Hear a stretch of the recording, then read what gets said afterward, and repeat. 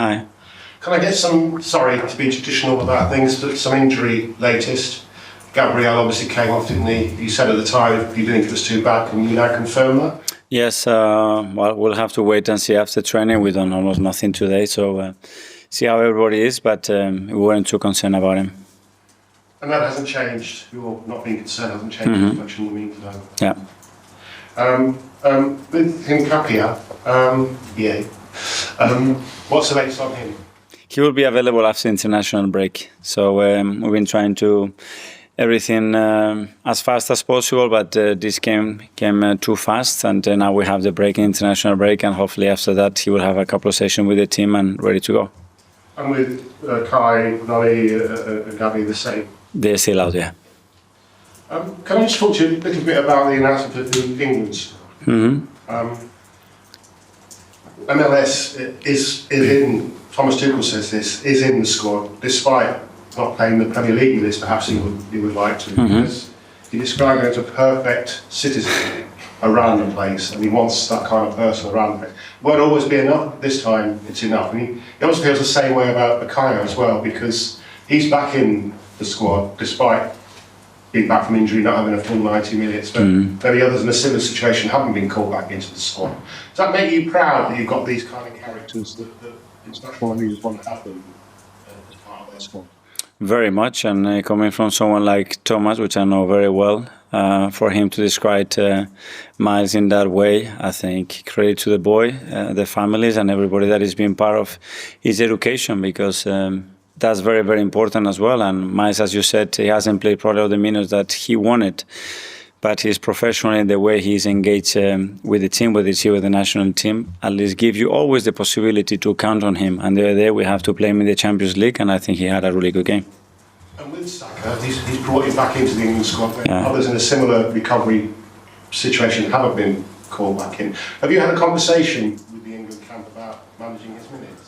Not yet, but we always talk, and Thomas and I, we had always very fluent communication, both ways. First of all, from my side, to give him feedback on where each of the players are, and after when they've been in camp as well, to reflect and learn how everything is gone. So I'm sure we will do that, and so far it's been very fluent and very positive communication. So a great fight back late on at Newcastle, a brilliant performance and result all over the pitch and from the bench on Wednesday. The handbrake's off.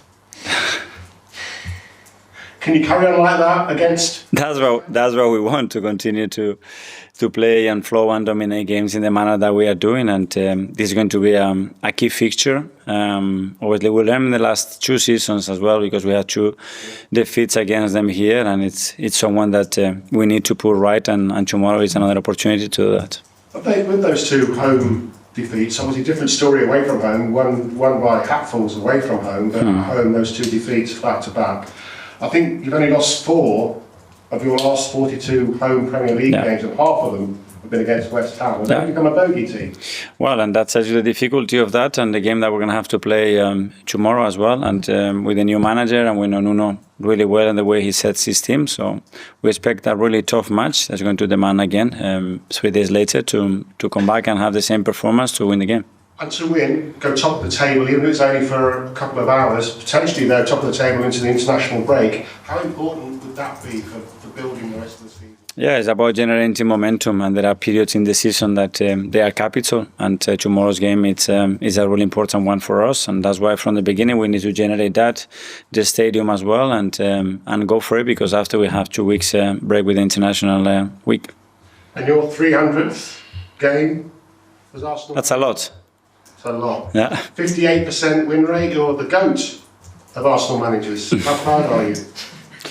Continue to go. The only thing that matters now is to go in on Saturday again and maintain the feeling and the things that we're doing really well, and hopefully many more to come. You won't make 3,000 because you'll be too old and I won't be around. Let me do the calculations. 110. But you could make 1,300. Is that the target? The target is to win on Sunday, and things will come. So when I started on day 1, I had no clue for how long and with who I was going to be sitting in this chair. And the only thing that I can say is thank you, and I enjoy every minute of it, and for many more to come, hopefully. Anita, Premier League?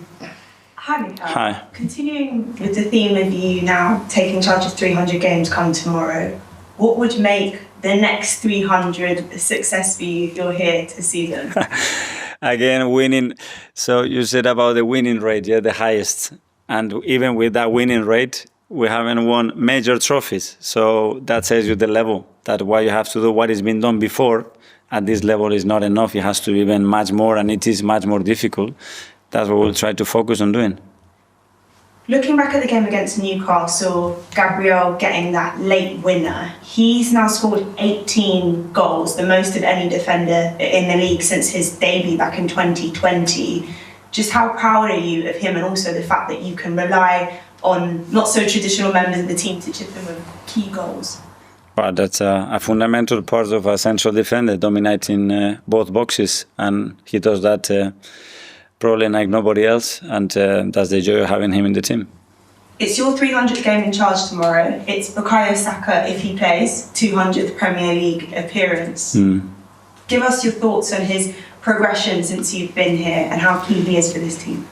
While you were doing your answer, I visualized Bukayo playing as a left back. That's the first thing came to my mind against Bournemouth on my first game. So very far from the pitch, very far in his journey, very far as well personally, and the person that he's becoming, the role he's got in the team. And yeah, we had a great journey together, and it's been a joy to see that every single day. And finally, with West Ham tomorrow, you've spoken about the 2 defeats when you met them at home in previous 2 seasons. A win over them, would that show the growth in this Arsenal team when you think about points dropped in the last couple of seasons? Yes, there are always moments when you have dropped them, and that certainly has been one of those. And at home, we know the form that we need and the amount of games that we have to win to reach the target that we have. And as again, tomorrow is going to be a key match for us. Thank you, best of luck. Thank you. Ian, Talksport. Hi, Mikel, how are you? Hi, Ian. Going back to the 300 games, I was at Nottingham Forest last night. The manager there said 6 games, and already some of the crowd are saying, we want you sacked because you're not winning matches. 300 games in 5 years. You are bucking the trend in terms of football management in this country. How are you doing it? Well, again, I feel very privileged. I'm really enjoying what I do with the people that I do it, and we know in our job is about winning a lot of football matches if you want to stay in the job. And the other one is why we are doing this, make sure as well that we enjoy our profession, because it's got, in my opinion, some of the most beautiful things that you can experience in life, and trying to do both things at the same time. You've massively changed the culture, though, since you came here. I mean, you only have to look at Bukayo Saka's 200th Premier League game tomorrow. You've got Nwaneri, you've got Max Dowman, you've got Myles, Skelly, you've got academy players, you've got some of the best players from around Europe now playing for you, and they're all at a good young age. How difficult has that been in 5 years to change that culture? Well, if you see the rotation in the squad, it's been phenomenal. But at the end, you get to where you get, thanks to everybody that has been in the journey. And some people, they've been for 6 months, some others for 3 years, some others for 18 months, but they all been capital and very important.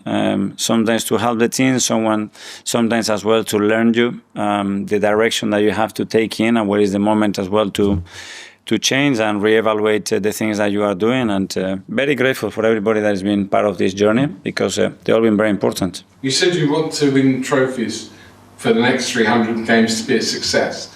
Do you need to be a bit more lucky as a manager or a bit better as a manager? Because I remember Sven-Göran once saying better to be a lucky manager than a good manager. Well, probably you need a bit of both in many senses, because with the amount of points that we have generated, of the win rate that you just discussed, all the managers have won titles, big titles. We have won titles, but we won the biggest ones, and that's it. Sometimes in sports, you have to congratulate to somebody else who's been even better than you. You know, you can be really, really good or excellent, but somebody has been extraordinary. And this league is the level that demands, but certainly we're going to try to get to that. And finally, you'll be facing Espirito Santo tomorrow. A couple of weeks ago, it had been Graham Potter, a man I know you know well and rate highly. Yeah. Again, you must feel, or do you feel sorry for Graham, what's happened this year, and how different is the challenge facing Nuno?